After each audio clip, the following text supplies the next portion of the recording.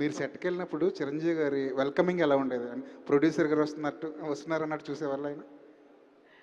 ఈ సినిమాలో అందరం ఎలా పనిచేసామంటే మేము ప్రొడ్యూసర్‌ని, ఈయన డైరెక్టరు అలా కాదండి.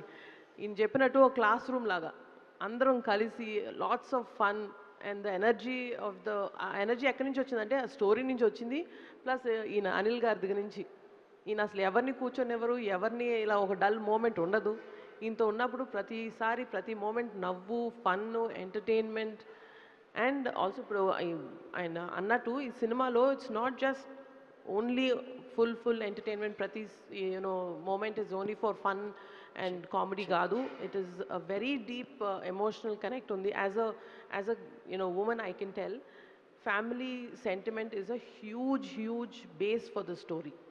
సో అందుకనే it's going to be a family entertainer అంటే not just for comedy and entertainment but it's a huge families అంటే ఎలా ఉండాలి, wife and husband and children తోటి ఎమోషన్స్ ఆ బాండ్ ఎలా షేర్ చేసుకోవాలన్నది చాలా బ్యూటిఫుల్గా చూపించారండి. So it's a good great film and great opportunity for me.